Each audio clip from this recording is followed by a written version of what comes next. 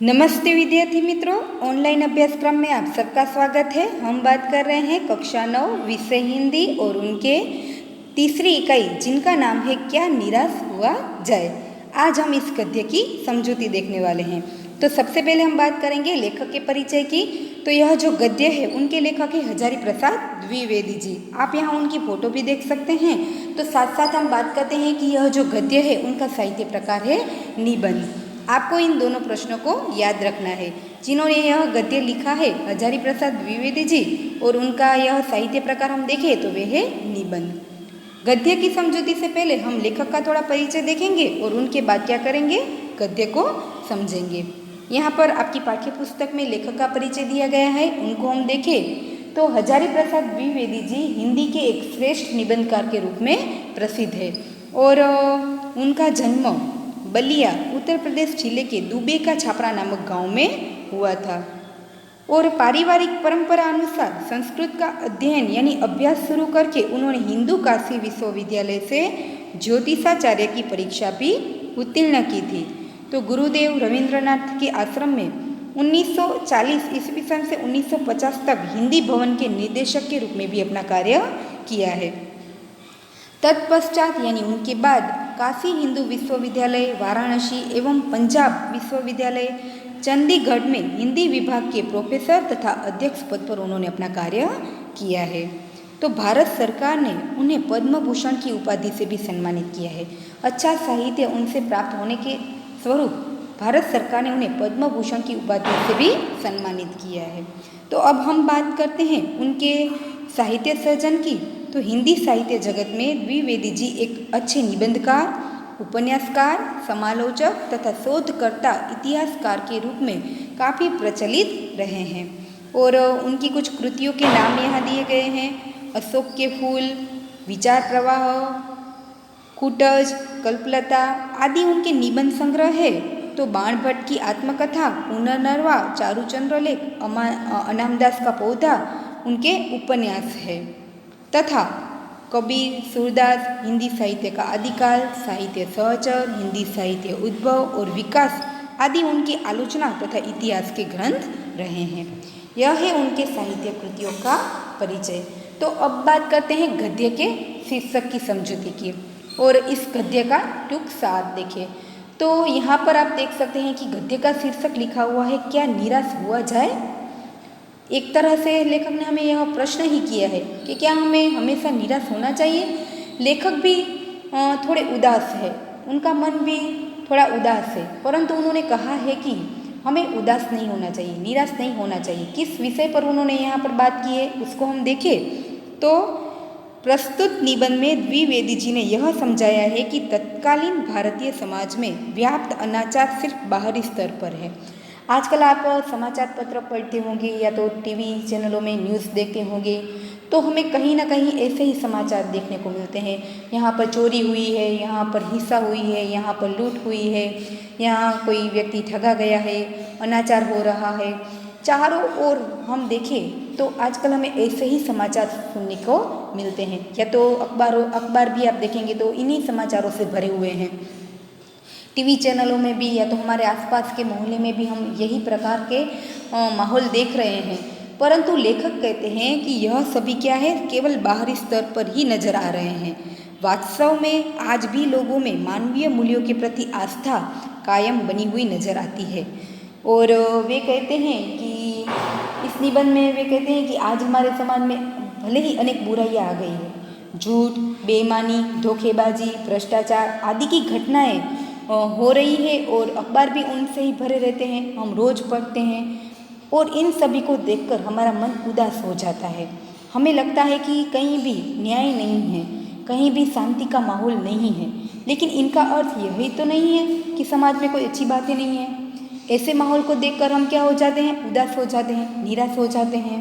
परंतु यह तो जरूरी नहीं है कि समाज में अच्छी बातें है ही नहीं और समाज में आज भी कुछ ऐसे अच्छे तत्व बचे हुए हैं जिनसे हमें निराश नहीं होना चाहिए। और इसलिए उन्होंने अपने जीवन के कुछ ऐसे अनुभव भी हमारे सामने रखे हैं और हमारे जीवन में भी कई ऐसी घटनाएं घटित होती हैं जिनसे हमें ऐसा अनुभव होता है कि नहीं, आज भी मानवीय मूल्य जो है वे समाप्त नहीं हुए हैं। भले ही आज हम देखें कि हमारे जीवन के मूल्य जो नष्ट होते हुए नजर आ रहे हैं, चारों ओर झूठ, फरेब, धोखेबाजी, चोरी, लूटफाट, हम इन सभी माहौल को देख रहे हैं। फिर भी इन सभी चीज़ों को देखकर हमें उदास नहीं होना है, हमें निराश नहीं होना है, क्योंकि आज भी हमारे जीवन में ऐसे कई घटनाएं घटती हैं जिनसे हमें पता चलता है कि मानवीय मूल्य आज भी बचे हुए हैं। जो यह झूठ फरेब हो रहे हैं वे तो बाहरी स्तर पर दिख रहे हैं, परंतु मनुष्य के मन में आज भी मानवीय मूल्य बचे हुए हैं। तो लेखक ने अपने जीवन के कुछ ऐसे ही अनुभवों को हमारे सामने रखते हुए हमें यह बताया है कि हमें कभी भी निराश नहीं होना चाहिए। और उसने पूछा है कि क्या हमें निराश हुआ जाए, क्या निराश हुआ जाए? नहीं। जीवन में कुछ ऐसी घटनाएं घटती है जिनसे हमें मानवीय मूल्य अभी भी बचे हुए हैं, इसका अनुभव हो तो हमें कभी भी निराश नहीं होना चाहिए। इस बात को उन्होंने समझाते हुए इस गद्य का शीर्षक रखा है, क्या निराश हुआ जाए? तो उनका उत्तर हम दे सकते हैं कि नहीं, हमें कभी निराश नहीं होना चाहिए, परंतु जीवन के प्रति आस्थावान बने रहना चाहिए। इस बात को उन्होंने इस गद्य के माध्यम से हमारे सामने रखा है। तो विद्यार्थी मित्रों, चलिए गद्य की समझूती को देखते हुए आगे बढ़ते हैं कि लेखक अपने जीवन के ऐसे कौन से अच्छे अनुभवों को हमारे सामने रखते हुए वे बताते हैं कि नहीं, हमें जीवन के प्रति उदास नहीं होना है, परंतु आस्थावान बने रहना है। शुरुआत में लेखक कहते हैं कि मेरा मन कभी कभी बैठ जाता है। यह हमारा देखे तो यह सविस्तर प्रश्न बनता है। और एक यहाँ मुहावरा भी है कि मन बैठ जाना, जिनका अर्थ होता है उदास हो जाना। लेखक का मन क्यों बैठ जाता है, वे उदास क्यों हो जाते हैं? तो आगे वे कहते हैं कि जब मैं समाचार पत्र पढ़ता हूँ तो उनमें क्या पढ़ते हैं? समाचार पत्र में ठगी, डकैती, चोरी, तस्करी और भ्रष्टाचार के समाचार भरे रहते हैं। यहाँ पर हम देखें तो चारों ओर छल कपट हो रहे हैं, चोरी हो रही है, उनके समाचार पढ़ते हैं लेखक, तब उनका मन उदास हो जाता है, वो उनका मन बैठ जाता है। और आगे वे देखते हैं कि आरोप प्रत्यारोप का कुछ ऐसा वातावरण बन गया है कि लगता है देश में कोई ईमानदार आदमी ही नहीं रह गया है। आजकल हम देखते हैं तो चारों जगह पर कोई ना कोई आदमी ठगा जाता है। कोई व्यक्ति यदि कोई अच्छा काम करता है तो उन पर आरोप लगाए जाते हैं, गलती किसकी होती है आरोप किसी और पर लगाए जाते हैं, भ्रष्टाचार फैल रहे हैं। और ऐसा माहौल बन गया है कि मनुष्य का मन हताश हो गया है, उदास हो गया है, और उनको लगता है कि देश में कोई ईमानदार आदमी ही नहीं रह गया है। हर व्यक्ति संदेह की दृष्टि से ही देखा जा रहा है। यदि व्यक्ति कोई अच्छा काम करने के लिए प्रयत्न करता है तो उन्हें हमेशा शंका की दृष्टि से ही देखा जा रहा है। जो जितने ऊंचे पद पर आज बैठकर अच्छा कार्य कर रहे हैं उनमें उतने ही अधिक दोष दिखाई दे रहे हैं।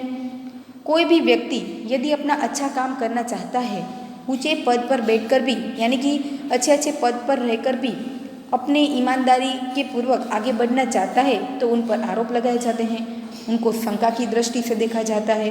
तो इन सभी माहौलों को देखकर ऐसा लगता है कि आज देश में कोई ईमानदार आदमी ही नहीं बचा है। और आगे वे कहते हैं कि एक दिन बहुत बड़े आदमी ने मुझसे एक बार कहा था कि इस समय सुखी कौन है? सुखी वही है जो कुछ भी नहीं करता है। जो कुछ भी करेगा तो उसमें लोग क्या करेंगे? दोष खोजने लगेंगे, उसके सारे गुण को भुला दिए जाएंगे और उनके जितनी भी गलतियां हैं, उनके जितने भी दोष हैं, उनको बढ़ा चढ़ा कर किया जाएगा? दिखाया जाने लगेगा। परंतु दोष किस में नहीं होते? हर एक व्यक्ति चाहे कुछ भी करेगा तो उनमें कोई ना कोई गलतियां हो सकती है, उसमें कोई ना कोई दोष हो सकते हैं। परंतु यही कारण है कि हर आदमी दोषी अधिक दिख रहा है, गुणी तो बिल्कुल ही कम या तो बिल्कुल ही नहीं दिखाई दे रहा है।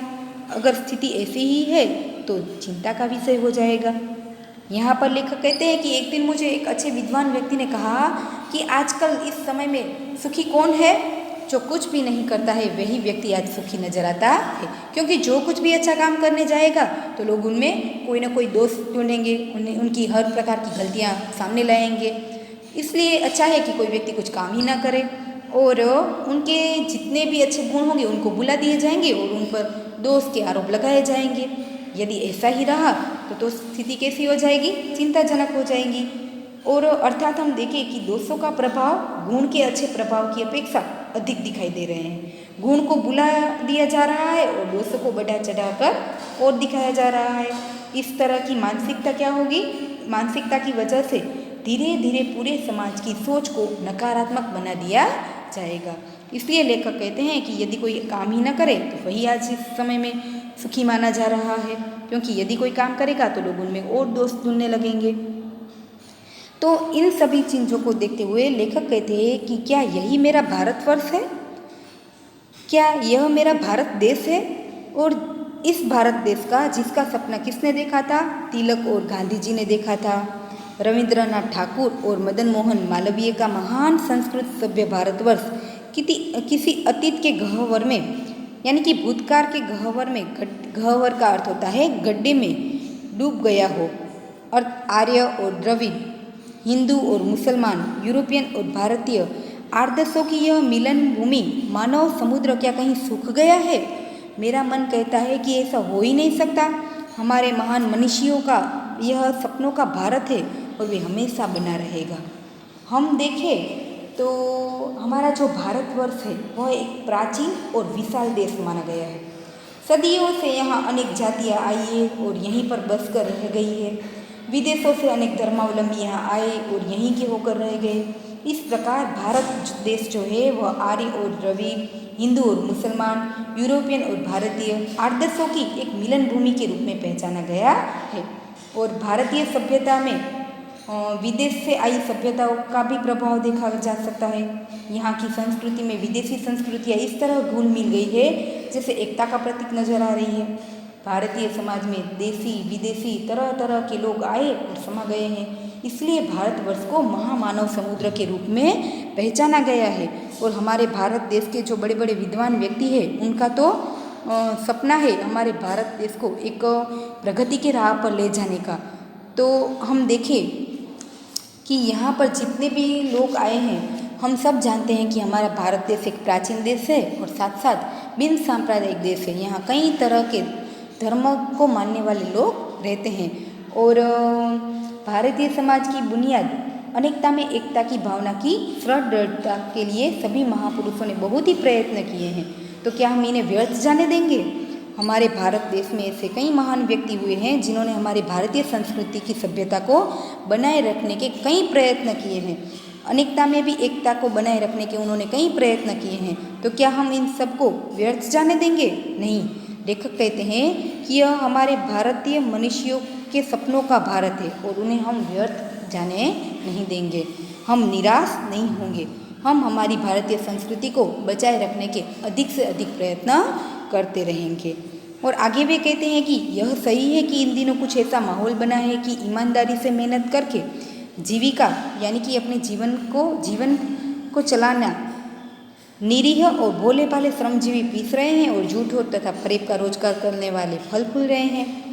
यहाँ पर आगे लेखक बताते हुए कहते हैं कि यह सही है, हम इस बात को मानते हैं कि आज कुछ ऐसा माहौल बन गया है कि जो ईमानदारी से काम करते हैं, मेहनत से अपनी रोजी रोटी चलाते हैं और जो व्यक्ति निरीह और यानी कि निर्दोष है, भोले भाले हैं, वे सभी लोग श्रमजीवी है जो मेहनत करके अपने जीवन को चलाते हैं, वे सभी क्या हो रहे हैं? पीस रहे हैं, उनका शोषण हो रहा है। और जो झूठ तथा फरेब धोखेबाज है वे उसी तरह का रोजगार करने वाले लोग फल फूल रहे हैं। यह एक मुहावरा है जिनका अर्थ होता है कि विकसित हो रहे हैं, समृद्ध हो रहे हैं। आज मित्रों आप समाज में देखते होंगे जो सच्ची ईमानदारी से अपना जीवन चलाते हैं उन्हें एक मूर्ख की तरह देखा जा रहा है। वे सभी श्रमजीवी है, मेहनत करके अपना जीवन चलाते हैं, परंतु उनका ही उतना अधिक शोषण हो रहा है। और जो धोखेबाज से अपना जीवन चलाते हैं वे तो और समृद्ध होते हुए नजर आ रहे हैं। यहाँ पर हम देखें तो एक तरह का एक प्रकार से भ्रष्टाचार ही फैल रहा है। और ईमानदार को तो क्या माना जाता है? मूर्ख का पर्याय समझा जाता है। जो व्यक्ति यदि ईमानदारी से अपना कार्य करता है तो उन्हें मूर्ख माना जाता है। और जो सच्चे लोग हैं वे तो केवल भीरू और बेबस लोगों के हिस्से में पड़ी है। यानी कि सच्चाई तो भीरू यानी कायर लोग, डरपोक लोग और बेबस यानी लाचार लोगों के हिस्से में पड़ी है। आज सच्चाई हमें कहाँ नज़र आती है? तो जो डरपोक है, जो ईमानदारी से जीना चाहते हैं और ऐसे लोग में जो लाचार है, उन लोगों के जीवन में ही सच्चाई नज़र आ रही है। परंतु जो झूठ और धोखेबाजी से रोजगारी कर रहे हैं, वे तो और भी समृद्ध होते हुए ही दिख रहे हैं, और जो ईमानदारी से आगे बढ़ता है उन्हें तो मूर्ख समझकर छोड़ दिया जाने लगता है। ऐसी स्थिति में जीवन के हमारे जो महान मूल्य है, वे कौन कौन से हमारे जीवन के महान मूल्य हैं? हम देखें कि सच्चाई है, ईमानदारी है, विश्वास, विनम्रता जैसे हमारे जीवन के जो महान मूल्य है, वो तो उनके प्रति लोगों की आस्था ही हिलने लगी है। आस्था हिल जाना यानी उन पर से लोगों का विश्वास ही उठ गया है। आज हम देखें कि ऐसी परिस्थिति में जीवन के हमारे यह ऐसे मूल्य, सच्चाई, ईमानदारी, दया, विश्वास, ये सभी हमारे जीवन के मूल्य हमें नष्ट होते हुए नजर आ रहे हैं, और ऐसे में लोगों का उन सभी जीवन मूल्यों के प्रति विश्वास ही उठ गया है। परंतु यह सब क्या है? हम देखें तो यह क्या है? सभी चीज़ें, ठगी, चोरी, डकैती, यह सभी चीज़ें क्या है? ऊपर ऊपर जो कुछ दिखाई दे रही है वह बहुत ही हाल के मनुष्य की निर्मित त्रुटियों की देन है। यह हर मनुष्य में नहीं है।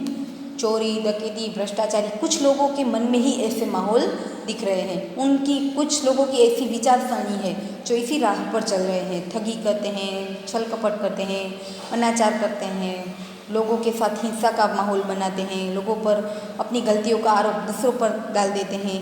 यह कुछ ऊपर ऊपर ही दिख रहा है।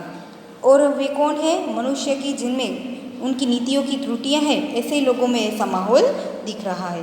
परंतु हमेशा मनुष्य बुद्धि नई परिस्थितियों का सामना करने के लिए नए सामाजिक विधि निषेधों को बनाती है। हम देखें कि मनुष्य की बुद्धि जो है वह नई परिस्थितियों का सामना करने के लिए क्या करती है? हमारे समाज की विधियों में उनको निषिद्ध बनाती है। यानी कि कहीं ऐसे बुरे कार्य हो रहे हैं तो उनके सामने कुछ ऐसे कायदे कानून बना रही है। उनके ठीक साबित न होने पर उन्हें फिर से बदलते हैं नियम। परंतु यह सब नियम कानून जो है वह सबके लिए बनाए जाते हैं, पर सबके लिए कभी कभी एक ही नियम सुख नहीं होते हैं। हमने माना कि कुछ नियम कायदे बनाए गए जिनसे लोगों की बुरी आदतों को छुड़ाया जा सके, परंतु ये सभी नियम कानून सबके लिए एक तरह के नहीं होते हैं। सामाजिक कायदे कानून कभी कभी युग से परीक्षित आदर्शों से टकराते हैं। इससे ऊपरी सतह आलोटती भी है, परंतु पहले भी हुआ है, आगे भी होगा, उसे देखकर हताश हो जाना ठीक नहीं है। लेखक का कहना है कि हम जानते हैं कि जैसे जैसे समय बदलता जाता है उसमें नियम कानून बनाए जाते हैं इन सभी बुरी आदतों को दूर करने के लिए, परंतु सभी नियम एक तरह से काम नहीं लगते। उन्हें बदलने के कई प्रयत्न किए जाते हैं। पहले भी ऐसे कार्य हुए हैं, अभी भी हो रहे हैं, परंतु उनसे हमें हमारे मन को उदास नहीं करना है, उनसे निराश हो जाना ठीक बात नहीं है। और आगे वे कहते हैं कि भारत ने तो कभी भी भौतिक वस्तु के संग्रह को अधिक महत्व नहीं दिया है। उसकी दृष्टि से मनुष्य के भीतर जो महान आंतरिक तत्व आज भी स्थिर भाव से बैठे हुए हैं वही चरम और परम है। हमारा भारत देश बहुत ही प्राचीन देश है। उन्होंने कभी भी किसी भी प्रकार की भौतिक वस्तु के संग्रह को महत्व नहीं दिया है, और मनुष्य के मन में जो भी आंतरिक भावनाएं अभी भी है, मानव मूल्य आज भी बचे हुए हैं, वही उनके लिए चरम और परम है। यानी कि उनका अर्थ है कि वही मूल्य उनके लिए श्रेष्ठ माने गए हैं। आज हम देखते हैं कि लोभ, मोह, किसी वस्तु के प्रति लालच होना, किसी चीज़ को प्राप्त करने के लिए मोह हो जाना, क्रोध करना आदि, यह विकार जो है मनुष्य में स्वाभाविक रूप से विद्यमान रहते हैं। यह हमारा एक मार्क्स का प्रश्न है कि मनुष्य के मन में कौन कौन से विकार विद्यमान रहते हैं। तो हम देखते हैं कि मनुष्य अधिक से अधिक लोभी है, लालची है, किसी भी चीज़ की मोह माया में तुरंत फंस जाता है। क्रोध भी उनके व्यवहार में दिखाई देता है अपनी चीज़ों को प्राप्त करने के लिए। तो ये तो मनुष्य के मन में पहले से ही विद्यमान रहते हैं, यानी कि उपस्थित रहते हैं, पर उन्हें प्रधान शक्ति मान लेना, महत्वपूर्ण शक्ति मान लेना और अपने मन को हम देखें कि मन तथा बुद्धि को उन्हीं के इशारे पर छोड़ देना, वह तो बहुत ही निकृष्ट आचरण है, बुरा आचरण है। हम देखें कि हमारे मन में लोभ है, मोह है, काम क्रोध है, तो उनको ही सर्वस्व मान लेना, यह तो कैसा आचरण है? आचरण यानी व्यवहार और निकृष्ट यानी बुरा व्यवहार है। भारतवर्ष ने कभी भी उन्हें उचित नहीं माना है। उन्हें सदा संयम के बंधन से बांधकर रखने का प्रयत्न किया है। हम जानते हैं कि यह ऐसे लोभ मोह काम क्रोध यह तो क्या है, मनुष्य के अपने विचार है, परंतु मनुष्य हमेशा इनको अपने पकड़ में बांध कर रखने का प्रयत्न करता है। परंतु भूख की उपेक्षा नहीं की जा सकती, बीमार के लिए दवा की उपेक्षा नहीं की जा सकती, गुमराह को ठीक रास्ते पर लाने की उपेक्षा नहीं की जा सकती। हम देखते हैं कि आज के समय में ऐसा माहौल बना है कि हर व्यक्ति को उनकी भूख की उपेक्षा नहीं की जा सकती, क्योंकि यदि व्यक्ति भूखा है तो उन्हें खाने के लिए चाहिए, बीमार है तो दवाई चाहिए, और हम देखें कि वह कोई रास्ते से भटक गया है तो उनको सही रास्ते पर लाने की भी उपेक्षा नहीं की जा सकती। तो इनकी वजह से कभी कभी ऐसा माहौल उपस्थित हो जाता है कि कभी कभी व्यक्ति लालची हो जाता है, स्वार्थी हो जाता है, लोभी हो जाता है, परंतु इन सब चीज़ों को ही सर्वस्व मान लेना वह एक गलत बात है। आगे वे कहते हैं कि हमारे समाज में हुआ यह है कि इस देश के कोटि कोटि यानी कि अनेक दरिद्र जन यानी कि जिनकी परिस्थितियां खराब है, उनकी हीन खराब अवस्था परिस्थिति को दूर करने के लिए कई ऐसे अनेक कायदे कानून बनाए गए हैं। जैसे कि आज हम देखें तो बड़े बड़े कृषि उद्योग चलाए जा रहे हैं, वाणिज्य यानी कि व्यापार उद्योग में कई अच्छा माहौल खड़ा किया गया है, शिक्षण विभाग में भी कई ऐसे अच्छे प्रयोग किए गए हैं, स्वास्थ्य के लिए भी कई अस्पताल सरकारी अस्पताल खोले गए हैं, अधिक उन्नत यानी कि उनको अधिक प्रगतिशील और सुचारू व्यवस्थित रूप से बनाने के लक्ष्य प्रेरित है। परंतु जिन लोगों को यह कार्यों में लगाना था उनका मन हर समय तो पवित्र होता ही नहीं है। प्रायः वे अपने लक्ष्य को भूल गए हैं और अपनी ही सुख सुविधा में ज़्यादा ध्यान देने लगे हैं। हमारे समाज में हम देखें तो कई ऐसी परिस्थितियां हैं जिनमें कई लोग गरीब हैं, कुछ रोजगारी नहीं है, तो उनकी परिस्थिति को अच्छा बनाने के लिए हमारे सरकार ने कई ऐसे कायदे कानून बनाए हैं। उद्योगों में भी अच्छे अच्छे प्रयोग किए हैं, शिक्षा विभाग को उन्नत यानी प्रगतिशील बनाने का प्रयत्न किया है, व्यापार उद्योग को श्रेष्ठ बनाने के प्रयोग किए गए हैं, स्वास्थ्य के लिए कई ऐसे सरकारी अस्पताल का प्रयोग किया गया है। परंतु इन सभी कार्यों को करने की जिनको जिम्मेदारी दी गई थी वे सभी लोग अपना लक्ष्य भूल गए हैं, अपने ही स्वार्थ में खो गए हैं, जिनकी वजह से जो प्रगति होनी थी उसमें रुकावट आ गई है, बाधाएं आ गई है। वे सभी लोग अपना लक्ष्य भूल गए हैं, जिनकी वजह से लोगों को ऐसी कठिन समस्याओं का सामना करना पड़ रहा है। उनका मन हमेशा पवित्र हो ऐसा तो हम कह ही नहीं सकते हैं, क्योंकि वे अपना लक्ष्य भूल गए हैं, अपने शौक और अपनी लालच में खो गए हैं। तो कहते हैं कि व्यक्ति चित्त सब समय आदर्शों द्वारा चलित नहीं होते हैं। मनुष्य का मन है वह हमेशा आदर्शों के द्वारा नहीं चलते हैं। जितने बड़े पैमाने पर इन क्षेत्रों में मनुष्य की उन्नति के विधान बनाए गए, यानी कि मनुष्य के प्रगति के लिए जितने भी बड़े बड़े आयोजन किए गए थे, उतनी ही मात्रा में लोभ मोह जैसे विकार भी विस्तृत होते गए।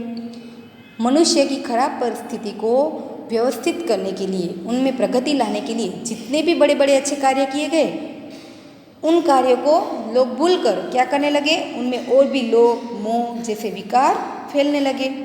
सभी लोग अपने लक्ष्य की बात भूल गए।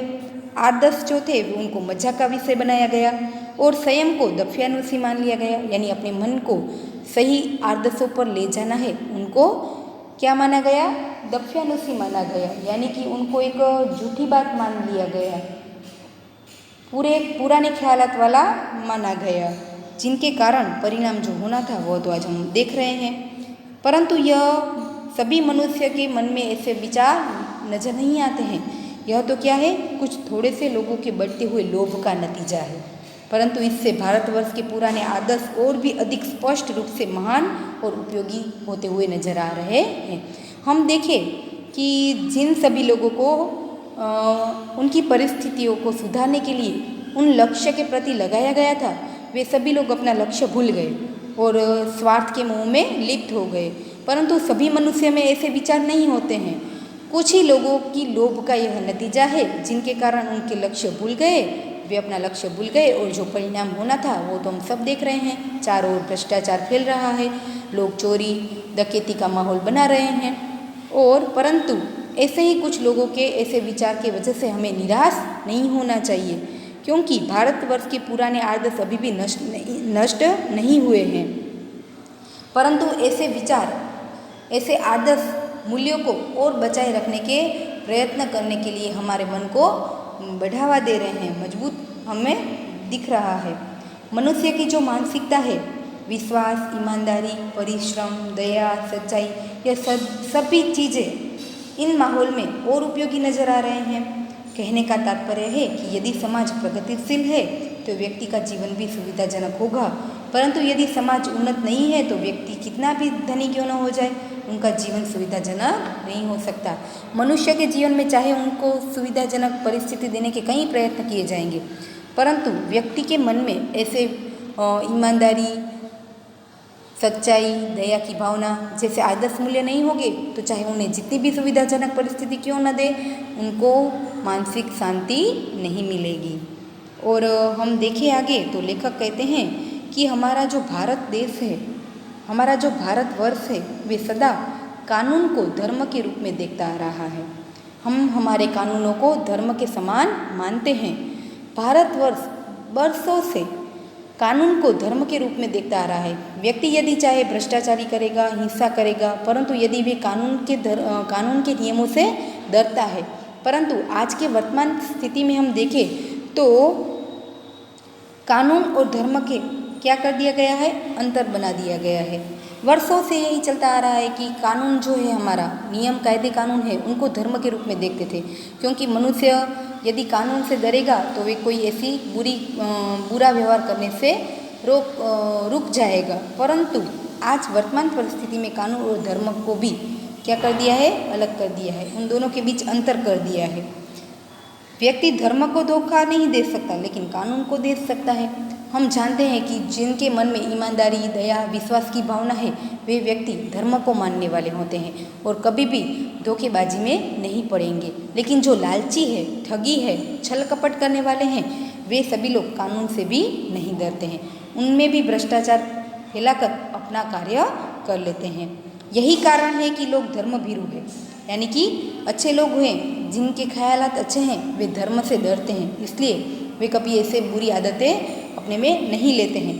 वे कानून की त्रुटियों से लाभ उठाने में संकोच नहीं करते हैं। और जो लोग धर्म में नहीं मानते हैं, वे सभी लोग कानून की त्रुटियों से भी लाभ उठाने में कभी भी हिचकिचाहट का अनुभव नहीं करते हैं। तो इस बात से कहते हैं कि इस बात के पर्याप्त प्रमाण खोजे जा सकते हैं कि समाज के ऊपरी वर्ग में चाहे जो भी होता रहा हो, परंतु भीतर से, मन से भारतवर्ष अब भी यह अनुभव कर रहा है कि धर्म कानून से बड़ी चीज़ मानी गई है। अब भी सेवा, ईमानदारी, सच्चाई और आध्यात्मिक जैसे मूल्य बने हुए हैं, वे दब गए हैं। कुछ ऐसे लोभी व्यक्तियों के बुरी आदत की वजह से ऐसे जीवन के मूल्य दब गए हैं, परंतु नष्ट नहीं हुए हैं। आज भी वह मनुष्य से प्रेम करता है, महिलाओं का सम्मान करता है, झूठ और चोरी को गलत समझता है, दूसरे को पीड़ा पहुंचाने को पाप समझता है। और आज भी कई ऐसे व्यक्ति हैं जिनके जीवन के मूल्य आदर्श बने हुए हैं। इन सभी चीज़ों को वे गलत समझता है। हर आदमी अपने व्यक्तिगत जीवन में इस बात का अनुभव करता है। समाचार पत्रों में जो भ्रष्टाचार के प्रति इतना आक्रोश हम देख रहे हैं, लोग इनको बुरा समझते हुए हमारे सामने समाचार फैला रहे हैं, उनसे यह साबित होता है कि हम ऐसी चीज़ों को गलत समझते हैं और समाज से उन तत्वों की प्रतिष्ठा कम करना चाहते हैं जो गलत तरीके से धन या मान संग्रह करते हैं। विद्यार्थी मित्रों, आज हम समाज में देखते हैं कि समाचार पत्रों में भी देखते हैं कई ऐसे बुरे आदतों के हमें समाचार दिखाई देते हैं जो गलत तरीके से काम कर रहे हैं, उनका पर्दाफाश हो रहा है। इन सभी चीज़ों से हमें पता चलता है कि सही मायने में हम सभी इन बुरे जो भी आदतें हैं उनका क्या करना चाहते हैं, विरोध करना चाहते हैं। उनको हमेशा ऐसी खराब व्यवहार को नष्ट करना चाहते हैं और धन या मान गलत तरीके से कमाते हैं उनका भी हम विरोध करना चाहते हैं। इनसे हमें पता चलता है कि मनुष्य के जीवन में जो आदर्श मूल्य है वो भी आज बने हुए हैं। आगे हम देखें तो लेखक कहते हैं कि दोषों का पर्दाफाश करना बुरी बात नहीं है। दोष यानी जिसने कोई गलतियाँ की हैं उनका भेद खोलना, पर्दाफाश करना यानी उनका भेद खोलना बुरी बात नहीं है। यदि किसी ने कोई गलत काम किया है तो उनका पर्दाफाश होना चाहिए, उनका भेद खुलना चाहिए। बुराई यह मालूम होती है कि किसी के आचरण के गलत पक्ष को उद्घाटित करते समय उसमें रस लिया जाता है और दोषों को एकमात्र कर्तव्य मान लिया जाता है। बुराई में रस लेना बुरी बात है। लोग क्या करते हैं, यदि किसी ने गलती की है तो उनके दोषों को और बढ़ावा चढ़ाकर दिखाया जा रहा है, उनके दोषों में बुरा रस लिया जा रहा है, बुरी बातों में बुरा रस लिया जा रहा है, जो एक बहुत ही बुरी बात मानी गई है। और अच्छाई को उतना ही रस लेकर उजागर न करना और भी बुरी बात मानी गई है। व्यक्ति क्या कर रहे हैं, यदि किसी ने गलती की है तो उनकी बुरी आदतों को लोगों के सामने ला रहे हैं, उनमें अधिक रस ले रहे हैं। परंतु यदि उसने कोई अच्छा काम किया है तो उसमें रस नहीं लेते हैं, उनको लोगों के सामने नहीं लाते हैं, वह भी एक और बुरी बात है। सैकड़ों घटनाएं ऐसी घटती है जिन्हें उजागर करने से लोकचित्त में अच्छाई के प्रति अच्छी भावना जागती है। हम देखें कि जैसे चोरी लूटपाट हो रहे हैं उसी तरह अच्छी घटनाएं भी हो रही है। ऐसा नहीं है कि कोई अच्छी घटना होती ही नहीं है, परंतु क्या हुआ है, कुछ ऐसे लोग क्या कहते हैं, बुरी आदतों को और बढ़ाया जा रहा है, लोगों के सामने लाया जा रहा है। लेकिन जो अच्छे लोग हैं उनकी अच्छी आदतों को समाज के सामने नहीं लाया जा रहा है, जिनसे लोग अच्छी प्रेरणा प्राप्त करके अच्छे मार्ग पर चल सके। तो यही कारण है जिसकी वजह से हम निराश हो जा रहे हैं। परंतु लेखक कहते हैं कि उनसे हमें और निराश नहीं होना चाहिए, परंतु जो लोगों की अच्छाई है उनको समाज के सामने लाने के प्रयत्न करने चाहिए, ताकि लोगों को अच्छे राह पर चलने के संदेश प्राप्त हो, अच्छी राह उन्हें मिल सके, उनके जीवन में अच्छे विचार ग्रहण हो सके, अच्छी घटनाओं से उनके मन में भी अच्छे विचार हो सके उन राह पर चलने के। तो ऐसे घटनाओं को हमें लोगों के सामने लाना चाहिए। आगे वे बताते हैं अपने जीवन के ऐसे ही अनुभवों को, कि लेखक कहते हैं कि मेरे जीवन में भी कई ऐसी अच्छी घटनाएं घटित हुई है। मैं मानता हूँ कि मैं भी ठगा गया हूँ, मैं भी लूटा गया हूँ, परंतु मेरे जीवन में कुछ ऐसी भी अच्छी घटनाएं हुई हैं जिनसे मुझे लगता है कि मनुष्य के मन में अच्छे आदर्श दब गए हैं परंतु समाप्त नहीं हुए हैं। और अपने जीवन के ऐसी अच्छी घटनाओं के अनुभव बताते हुए हमें यहाँ बताते हैं कि एक बार रेलवे स्टेशन पर टिकट लेते हुए गलती से मैंने 10 के बजाय 100 रुपये का नोट दे दिया और मैं जल्दी गाड़ी में जाकर बैठ गया। थोड़ी देर में टिकट बाबू उन दिनों के सेकंड क्लास के डिब्बे में हर आदमी का चेहरा पहचानते हुए हाजिर हुए। उपस्थित होना यानी हाजिर हुए। उसने मुझे पहचान लिया और बड़ी विनम्रता यानी विवेक के साथ मेरे हाथ में 90 रुपये रख दिए और बोला, यह बहुत गलती हो गई थी, आपने भी नहीं देखा, मैंने भी नहीं देखा। उनके चेहरे पर विचित्र संतोष की गरिमा थी। मैं चकित रह गया। लेखक कहते हैं कि एक बार ऐसा हुआ कि मैं रेलवे स्टेशन पर टिकट ले रहा था, तब गलती से मैंने 10 के बजाय 100 रुपये का नोट दे दिया था और मैं जल्दी आकर अपनी सीट पर बैठ गया। परंतु वह व्यक्ति ईमानदार था। टिकट बाबू जो थे वे ईमानदार थे। लेखक का चेहरा पहचानते उनके पास पहुँचे और अपनी गलती मान ली और कहा कि आपने भी ध्यान नहीं दिया, मैंने भी नहीं दिया और पैसे आपने मुझे अधिक दे दिए थे, ये लीजिए आपके पैसे वापस। लेखक ने जब उनके चेहरे पर देखा तो उस व्यक्ति की ईमानदारी उनके चेहरे पर नजर आ रही थी और जब उन्होंने उनके पैसे वापस दे दिए तो उनके मन पर, उनके चेहरे पर एक संतोष का भाव दिखाई देता था। और उनको देखकर लेखक क्या होते हैं, चकित हो जाते हैं, आश्चर्यचकित हो गए कि क्या ऐसे भी ईमानदार आदमी आज इस दुनिया में है। यदि वह टिकट बाबू चाहता तो 90 रुपये अपनी जेब में रख सकता था, भ्रष्टाचारी कर सकता था, परंतु वह ईमानदार था। लेखक के पैसे उन्हें वापस दे गया। तो कैसे कहूँ कि दुनिया में सच्चाई और ईमानदारी लुप्त हो गई है, यानी कि नष्ट हो गई है। वैसी अनेक अवांछित घटनाएं यानी कि पसंद न हो अवांछित घटनाएं भी हुई है, परंतु यह एक घटना ठगी और वंचना की अनेक घटनाओं से अधिक शक्तिशाली मानी गई है। लेखक कहते हैं कि मेरे साथ ऐसी कई घटनाएं हुई है जो मुझे पसंद नहीं आई थी, परंतु ऐसी घटनाएं भी हुई है जिनसे मेरे मन को शांति मिली है। और भी एक उदाहरण बताते हुए वे आगे कहते हैं कि एक बार मैं बस यात्रा कर रहा था। मेरे साथ मेरी पत्नी और 3 बच्चे भी थे। बस यात्रा कर रहे थे। कौन कौन उनके साथ थे, आपको प्रश्न पूछा जा सकता है। तो उनकी पत्नी और उनके 3 बच्चे भी साथ थे। बस में कुछ खराबी थी, रुक कर चल रही थी। गंतव्य स्थान यानी जहाँ पहुँचना था उससे कहीं 5 मील पहले ही एक सूने निर्जन यानी सूने स्थान पर बस ने जवाब दे दिया, यानी बस खराब हो गई। रात के कोई 10 बजे हो गए। बस में यात्री घबरा गए। कंडक्टर ऊपर गया और एक साइकिल लेकर चलता बना।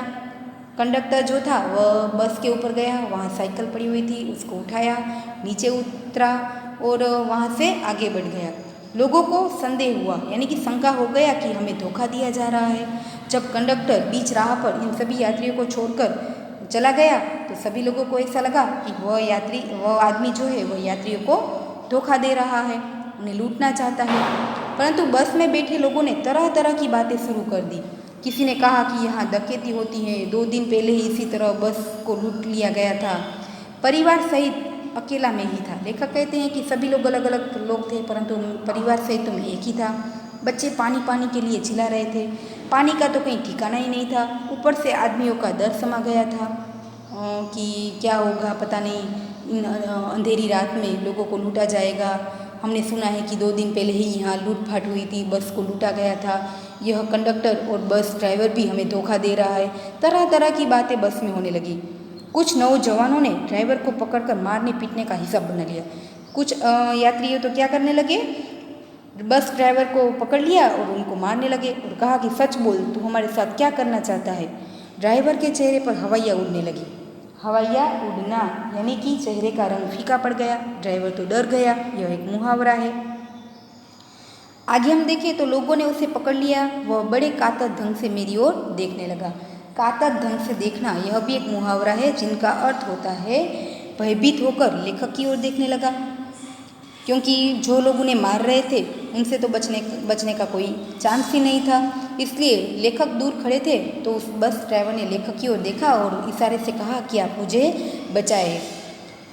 हम लोग और बोला कि हम लोग बस का कोई उपाय कर रहे हैं, बचाइए, ये लोग मुझे मारेंगे। तो डर तो मेरे मन में भी था, पर उसकी कातर मुद्रा देखकर मैंने यात्रियों को समझाया कि मारना ठीक बात नहीं है। परंतु यात्री इतने घबरा गए थे कि वे मेरी बात को सुनने को तैयार ही नहीं थे। कहने लगे कि इसकी बातों में मत आइए, धोखा दे रहा है, तो कंडक्टर को पहले ही डाकुओं के यहाँ भेज दिया है। लेखक है वह बस ड्राइवर को बचाने के प्रयत्न कर रहे हैं, परंतु वे सभी यात्री इतने घबरा गए थे कि लेखक को कहते हैं कि आप इनकी बात में मत आइए। बस कंडक्टर को उन्होंने पहले ही यहाँ से भगा दिया है लुटेरे को बुलाने के लिए। आप इनकी बातों में मत आइए, ये सभी लोग हमें धोखा दे रहे हैं। तो उनके सामने बस ड्राइवर चिल्लाते हुए कहता है कि नहीं, हम आपके लिए ही कोई व्यवस्था कर रहे हैं, परंतु उस बेचारे की बात मानने को कोई तैयार नहीं थे। ऐसा क्यों हुआ होगा? क्योंकि मनुष्य के जीवन में ऐसी कई घटनाएं घटित होती है जिससे व्यक्ति का उन पर से विश्वास ही उठ जाता है। तो लेखक कहते हैं कि हमारे साथ भी ऐसा ही हुआ, लोगों को उन पर विश्वास ही नहीं हुआ। आगे वे कहते हैं कि मैं भी बहुत ही भयभीत था। कौन कहते हैं? लेखक कहते हैं कि मैं भी बहुत ही भयभीत था, पर ड्राइवर को किसी तरह मारपीट से मैंने बचा लिया। 1.5-2 घंटे बीत गए। मेरे बच्चे भोजन और पानी के लिए व्याकुल थे। मेरी और मेरी पत्नी की हालत बुरी हो रही थी। लोगों ने ड्राइवर को मारा तो नहीं, पर उसे बस से उतारकर एक जगह पर घेर कर रख दिया ताकि कुछ भी घटना हो तो बस ड्राइवर को पहले पकड़ा जा सके। कोई भी दुर्घटना होती है तो पहले ड्राइवर को ही समाप्त कर देना उन्हें उचित जान पड़ा। ये गिड़गिड़ाने का कोई विशेष अवसर नहीं पड़ा। इसी समय क्या देखता हूँ कि एक खाली बस चली आ रही है और उस पर हमारा बस कंडक्टर भी बैठा हुआ है। लेखक कहते हैं कि मैंने लोगों को समझाने का कई प्रयत्न किया, परंतु मैं जानता था कि उन्हें समझाने का कोई चारा नहीं था। और मैं जब इनको समझाते और दूसरी ओर देखता हूँ तो एक बस दूर से चली आ रही है और उस बस के ऊपर कौन था? जिस बस में लेखक सवारी कर रहे थे उसी बस का कंडक्टर उन पर बैठा हुआ था। उसने आते ही कहा कि अड्डे से, यानी कि बस अड्डे से नई बस लाया हूँ, इस पर आप सब बैठ जाइए। वह बस चलने के लायक नहीं थी। फिर मेरे पास एक लोटे में पानी और थोड़ा दूध लेकर आया और बोला, पंडित जी, बच्चों का रोना मुझसे देखा नहीं गया था, वहीं दूध मिल गया तो थोड़ा दूध लेता आया। और उन्होंने कहा, यात्रियों को कहा कि चलिए आप सब बस में बैठ जाइए। जब लेखक ने उनकी बातों को सुना तो लेखक और भी आश्चर्यचकित हो गए कि क्या इतना ईमानदार आदमी भी हो सकता है कि जिन्होंने अपने बारे में नहीं सोचा। इतनी अंधेरी रात में वे अकेला गया और लाया तो मेरे बच्चों के लिए दूध पानी लाया और मेरे बच्चों का रोना वह देख नहीं सका। सब यात्री कोई परेशानी न हो इसलिए वो बस लाया और यात्रियों में फिर जान आ गई। जब सबने उनकी बात सुनी तो यात्री और खुशी के मारे आनंदित हो गए। सब ने उसे धन्यवाद दिया, ड्राइवर से माफ़ी मांगी और 12 बजे से पहले ही सब लोग बस अड्डे पर पहुंच गए। यहाँ पर लेखक ने उस बस ड्राइवर और कंडक्टर की ईमानदारी को देखा तो लेखक का मन और हिम्मत से भर गया कि नहीं, भले ही हमारे साथ बुरा हुआ है परंतु ऐसे भी ईमानदार आदमी है, ऐसे ही अच्छी अच्छी घटनाएं हमारे जीवन में होती है जिनसे हमें कभी निराश नहीं होना चाहिए। आगे वे कहते हैं कि कैसे कहूँ कि मनुष्यता एकदम समाप्त हो गई है, कैसे कहूँ कि लोगों में दया भावना ही नहीं रही है। जीवन में न जाने कितनी ऐसी घटनाएं हुई है जिन्हें मैं भूल नहीं सकता हूँ। लेखक के जीवन में ऐसी बुरी घटनाएं हुई है जिनसे वे कभी उदास हुए थे, परंतु उनके जीवन में ऐसी अच्छी घटनाएं भी हुई है जिनसे वे कहते हैं कि मैं उन्हें कभी भी अपने जीवन में नहीं भूल सकता। वे आगे कहते हैं कि मैं कभी कभी ठगा भी गया हूँ, मैंने धोखा भी खाया है, परंतु बहुत कम स्थलों पर विश्वासघात नाम की चीज़ मिलती है। हमारे जीवन में भी कई ऐसी हमें पसंद ना हो ऐसी घटना होती है, परंतु वह तो बहुत ही कम होती है। केवल उन्हीं बातों को हिसाब रखो जिनमें धोखा खाया है तो जीवन हमारा कैसा हो जाएगा, कष्टदायक हो जाएगा। परंतु ऐसी घटनाएं भी बहुत कम नहीं हुई है जब लोगों ने अकारण यानी कि बिना कारण ही हमारी सहायता की है, निराश मन को ढाढ़स दिया है, यानी कि हमारे मन को एक हिम्मत बनाई है। यह मुहावरा है। और वे आगे कहते हैं कि हमें इन सभी बातों को भी भूलना नहीं चाहिए और हमारे मन को हमेशा हिम्मत देते रहना चाहिए। कविवर रविंद्रनाथ ठाकुर ने अपने एक प्रार्थना गीत में भगवान से प्रार्थना की है। कौन सी प्रार्थना की है? हमें 2 मार्क्स के प्रश्न में पूछा जाए तो कि संसार में केवल मनुष्य नुकसान ही उठाना पड़े, उन्हें धोखा ही खाना पड़े, तो ऐसे अवसर पर भी हमें भगवान से प्रार्थना करनी चाहिए। उन्होंने कैसी प्रार्थना की कि हे भगवान से प्रार्थना करते हुए कहते हैं कि संसार में मुझे कभी केवल नुकसान ही उठाना पड़े, मुझे धोखा ही मिले, ऐसे अवसरों पर भी हे प्रभु मुझे ऐसी शक्ति देना कि मैं तुम्हारे ऊपर संदेह न करूं, मैं तुम पर शंका ना करूं। यहाँ पर रविंद्रनाथ ठाकुर ने हमें समझाया है कि भले ही हमें हमारे जीवन में नुकसान ही भुगतना पड़े, हमें धोखा ही मिले, परंतु भगवान के प्रति हमारी जो आस्था है, उन पर हमारा जो विश्वास है, वे हमें हमेशा बनाए रखना चाहिए। तो अकारण ही हमारी क्या हो सकती है, परिस्थिति सुधर सकती है, भगवान खुद हमारी आकर मदद करेंगे। इसलिए हमें भगवान पर कभी शंका नहीं करनी चाहिए, उन पर विश्वास बनाए रखना चाहिए। तो हमारा जो माहौल है, बुरी परिस्थिति है, उसमें अपने आप ही सुधार आ जाएंगे। जो हमें हमारे जीवन में भी इस बात को क्या करना है, उतारना चाहिए। मनुष्य की बनाई विधियाँ गलत नतीजे तक पहुंच रही है तो उन्हें बदलना होगा। आज हम देखते हैं कि वर्तमान परिस्थिति में कुछ लोभी मनुष्य के कारण हमारे समाज के जो आदर्श मूल्य हैं, ईमानदारी, सच्चाई, वे दब गए हैं। परंतु जो बुरी आदतें हैं, चोरी, डकैती, अनाचार, अत्याचार, शोषण, उन सभी को क्या करना चाहिए, रोकने के प्रयत्न करने चाहिए, उनके ऐसे विचार को बदलने के प्रयत्न करने चाहिए। वस्तुतः आए दिन इन्हें बदलना ही होगा और बदला ही जा रहा है, लेकिन अब भी आशा की ज्योति बुझी नहीं है। महान भारतवर्ष को पाने की संभावना बनी हुई है और हमेशा बनी रहेगी, क्योंकि हमारे भारतवर्ष में ऐसे कई विद्वान व्यक्ति हुए हैं जिनके सपनों का यह भारतवर्ष है और हमेशा बना रहेगा। उनके लिए हमें प्रयत्न करते रहना चाहिए। हमें हमारे जीवन में हमेशा आस्थावान बने रहना चाहिए, हमें उदास नहीं होना चाहिए। मेरे मन, निराश होने की क्या ज़रूरत है? हे मेरे मन, तुम्हें निराश होने की ज़रूरत नहीं है। लेखक अंत में हमें अपने मन की बात बताते हुए कहते हैं कि हे मेरे मन, तुम्हें निराश होना नहीं चाहिए। उसी प्रकार भले ही हमारे जीवन में ऐसी कोई भी अवांछित यानी हमें पसंद न हो ऐसी घटना घटती रहे, परंतु हमें कभी भी ऐसी घटनाओं से उदास नहीं होना चाहिए, निराश नहीं होना चाहिए, परंतु जीवन में हमेशा आगे बढ़ने के विचार करते रहने चाहिए। तो विद्यार्थी मित्रों, पूरे निबंध के माध्यम से हमने देखा कि वर्तमान माहौल में चाहे कैसे भी परिस्थिति हमें नज़र आ रही है, हम ठगे जा रहे हैं, हमारे साथ धोखा हो रहा है, फिर भी हमारे मन में और हमारे आसपास के लोगों में कहीं पर भी हमें ऐसे कुछ आदर्श मूल्य, जीवन के आदर्श मूल्य दिखाई दे रहे हैं, उनसे कोई ना कोई प्रेरणा लेनी चाहिए और जो बुरी घटनाएं हो रही हैं उनसे निराश नहीं होना चाहिए। यह पूरा गद्य हमने यहाँ पर देखा है। और आप क्या करेंगे, एक बार पूरे इस गद्य को पढ़ भी लेंगे और उनके आधारित हमारे प्रश्नों के जो उत्तर है उनको हम देखें स्वाध्याय में, तो एक बार उनकी भी चर्चा कर लेते हैं। यहाँ पर कई प्रश्न दिए गए हैं। यह जरूरी नहीं है कि स्वाध्याय में दिए गए प्रश्नों के आधारित ही हमें प्रश्न पूछे जा सके, पूरे गद्य के आधारित भी कोई भी एक मार्क्स का विकल्प हो, एक वाक्य का प्रश्न हो, सविस्तर हो, वो पूछा जा सकता है। तो एक बार यहाँ पर दिए गए प्रश्नों के उत्तर की चर्चा हम कर लेते हैं। पहला प्रश्न है, एक एक वाक्य के प्रश्नों के उत्तर दीजिए, जिनमें पहला प्रश्न है कि आज समाचार पत्र में कौन कौन से समाचार भरे रहते हैं जिनके कारण लेखक का मन उदास हो गया था। तो हम जानते हैं कि आज समाचार पत्र में चोरी, डकैती, तस्करी और भ्रष्टाचार के समाचार भरे रहते हैं। देश का वातावरण आज कैसा बन गया है, तो उनका उत्तर है कि देश का वातावरण आज ऐसा बन गया है कि लगता है देश में कोई ईमानदार आदमी ही नहीं रह गया है। तो तीसरा प्रश्न है कि भारतवर्ष ने किसको अधिक महत्व नहीं दिया है, तो हम सभी जानते हैं कि भारतवर्ष ने भौतिक वस्तुओं के संग्रह को अधिक महत्व नहीं दिया है। उनके बाद का प्रश्न है कि मनुष्य के मन में कौन कौन से विचार या तो विकार आज भी उपस्थित है। मनुष्य के मन में काम, क्रोध, लोभ, मोह आदि विकार और विचार आज भी बने हुए हैं। भारतवर्ष किसको धर्म के रूप में देखता आ रहा है, तो भारतवर्ष कानून को धर्म के रूप में हमेशा देखता आ रहा है। बस कंडक्टर क्या लेकर लौटा था, उनके बारे में हम देखें तो हम जानते हैं कि बस कंडक्टर खाली हाथ बस लेकर तथा लेखक के बच्चों के लिए पानी और दूध लेकर लौटा था। यह सभी हमारे एक एक मार्क्स के प्रश्न है।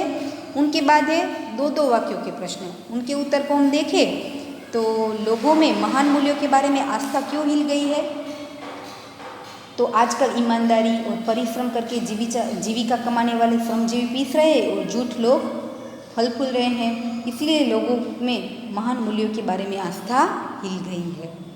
दूसरा प्रश्न है कि लेखक क्या देखकर हताश हो जाना उचित नहीं मानते, तो लेखक कहते हैं कि आजकल ईमानदारी और परिश्रम के बदले झूठ और फरेब का बाजार दिख रहा है। ऊपरी दिखाई देने वाली इसी मनुष्य निर्मित स्थिति से हताश हो जाना उचित नहीं है। तो तीसरा प्रश्न है कि देश के दरिद्र जनों की हीन अवस्था को दूर करने के लिए क्या किया गया है, हमारी सरकार ने क्या व्यवस्था की है, तो देश के दरिद्र जनों की हीन अवस्था को दूर करने के लिए शासन ने अनेक कायदे कानून बनाए हैं। इनका यही लक्ष्य है कि कृषि, उद्योग, वाणिज्य, शिक्षा और स्वास्थ्य के क्षेत्रों में लोगों की स्थिति को अधिक सुचारू और उन्नत बनाया जाए। तो यह सभी कार्य किए गए हैं।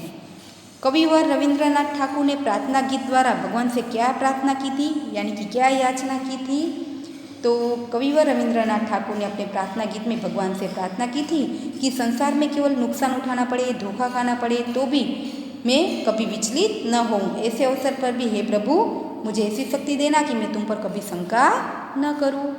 तो यह हमारे दो दो मार्क्स के प्रश्न हुए। अब हम बात करेंगे सविस्तर प्रश्न, यानी 5-6 वाक्यों में उत्तर लिखे। तो पहला प्रश्न है कि लेखक का मन क्यों बैठ जाता है, तो शुरुआत में हमने देखा था कि हमारे देश के अखबार चोरी, डकैती, तस्करी और भ्रष्टाचार के समाचारों से भरे हैं। राजनीति दल एक दूसरे पर आरोप लगा रहे हैं। ऐसा लगता है कि देश में कोई ईमानदार नहीं रहा है। लोग हर व्यक्ति को शंका की दृष्टि से देखते हैं।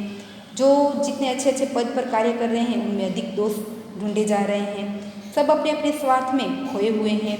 देश के हित की बात को बहुत ही कम लोग समझ रहे हैं और देश और समाज की ऐसी दशा देखकर लेखक का मन उदास हो रहा है। तो दूसरा प्रश्न हमारा है कि भारतवर्ष को महामानव समुद्र क्यों कहा गया है, तो भारतवर्ष प्राचीन देश है। सदियों से यहाँ अनेक जातियाँ आई, अपने साथ अपने सभ्यता संस्कृति को वे अपने साथ लाई। विदेशों से अनेक धर्मावलंबी यहाँ आए और यहीं रह गए।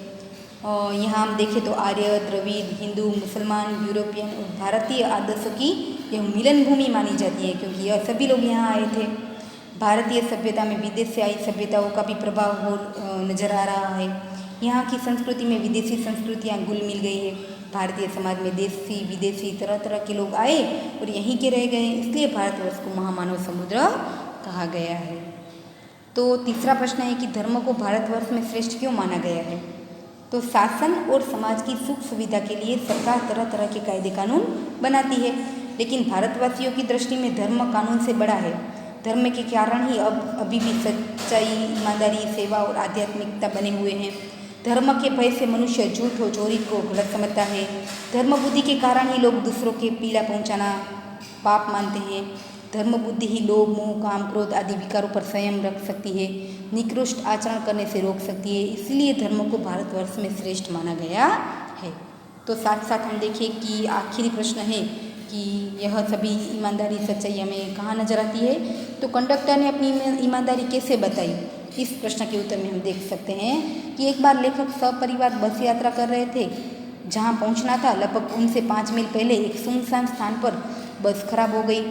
कंडक्टर समझ गया कि अब यह बस आगे नहीं बढ़ सकती। वह एक साइकिल लेकर गया। उस समय रात के 10 बज गए थे। यात्री बस ड्राइवर पर अपना क्रोध उतारने लगे थे। लेखक के बच्चे भोजन से व्याकुल थे और पानी न मिलने से वह दुखी थे। यात्री ड्राइवर को मारने के लिए तैयार हो गए थे। ठीक उसी समय बस कंडक्टर एक खाली बस लेकर आया और यात्रियों को उसमें बिठा दिया। कंडक्टर लेखक के बच्चों के लिए पानी और दूध पिलाया था। इस तरह बस कंडक्टर ने अपनी ईमानदारी और सच्चाई दिखाई थी। तो विद्यार्थी मित्रों, इस तरह हमें सविस्तर प्रश्न के उत्तर लिखने हैं।